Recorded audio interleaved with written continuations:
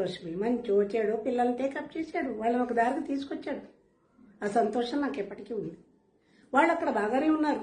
ఇక్కడ నేను ఆధ్యాత్మికమైన చింతనలోకి పోయి అన్ని బంధాలు దూరం అయిపోయాయి అని నిరంతరం పిల్లల్ని తలుచుకుంటూనే దీపం పెట్టుకుంటున్న నా పిల్లలకి దేవుడా అని దీపం పెట్టుకుని వాళ్ళని గుర్తు చేసుకొని క్షణమే లేదు తల్లిని కదా, ఒళ్ళు కొవ్వి వదిలి రాలా. వాళ్ళ భవిష్యత్తు కోసం నేను వచ్చాను.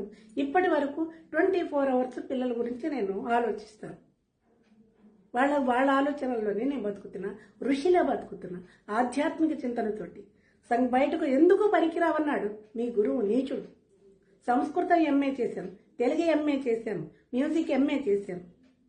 ఇవాళ కళాశాలలో, ప్రైవేట్ కళాశాలలో సంస్కృతం లెక్చరర్గా పనిచేస్తున్నాను. బయటకు వచ్చేసిన 2001 ఆగస్టు 23 బయటకు వచ్చేసాను. అప్పటి నుంచి నేను కష్టపడ్డాను.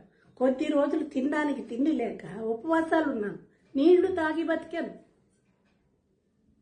ఒంటరి ఆడది సొసైటీలో బతకడం ఎంత కష్టమో మీలాంటి మగాళ్ళకు తెలియదు.